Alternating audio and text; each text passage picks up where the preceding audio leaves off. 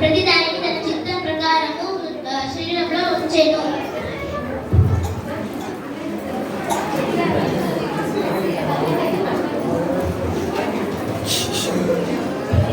స్వాతి బాడీలో కళ్ళే గొప్ప.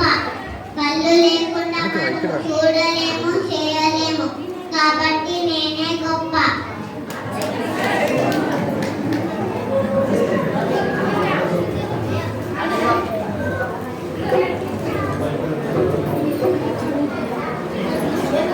అబ్బో ఆగు, నేను ముక్కుని. నేను గాలి తీస్తేనే బాడీ బ్రతికేది. ఒక్కొక్కసారి కళ్ళు కంపించకపోతే కళ్ళు జోడు పెడితే ఆ నొప్పిని నేనే భరించేదాన్ని. కాబట్టి నేనే గొప్ప. ఏంటి కళ్ళ జోడు పెడితే ఒక్కొక్కటే భరిస్తా, చోడు కూడా భరిస్తా.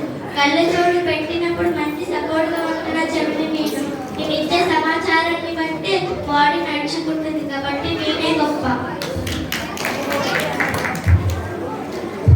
ఆగండి ఆగండి, మీరు లేకుండా మీ గొప్పలు మీరే చెప్పుకుంటున్నారా?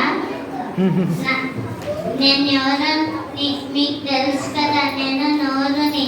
నేను ఆహారం తింటేనే బాడీ పార్ట్స్ బాగా పనిచేసేవి. అందుకే నేనే గొప్ప.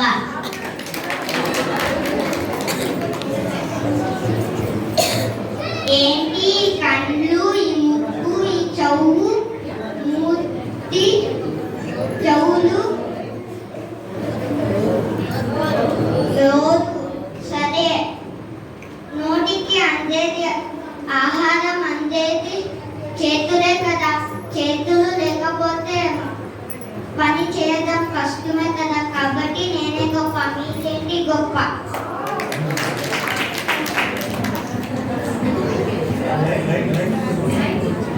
అబ్బో ఇదంతా బాగానే ఉంది. బాడీ బరువు మోసేది కాలే కదా. అంతేకాదు ఎక్కడికన్నా తీసుకెళ్ళాలంటే కాలే కదా. కాబట్టి నేనే గొప్ప.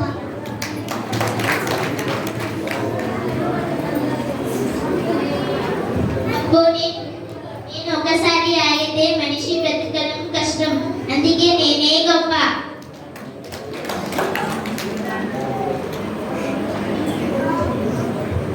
నేను లివర్ని. లివర్ లేకపోతే బాడీ ఫంక్షన్స్ పనిచేయవు. అందుకే నేనే గొప్ప.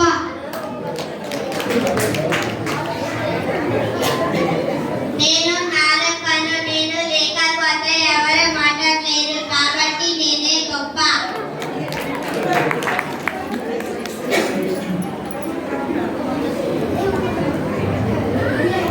ఓ నేను లేకుండా మీరు. అబ్బో నా పేరు మెదుడును. నేను లేకపోతే మనుషులు ఆలోచించలేదు. అందుకు నేనే గొప్ప.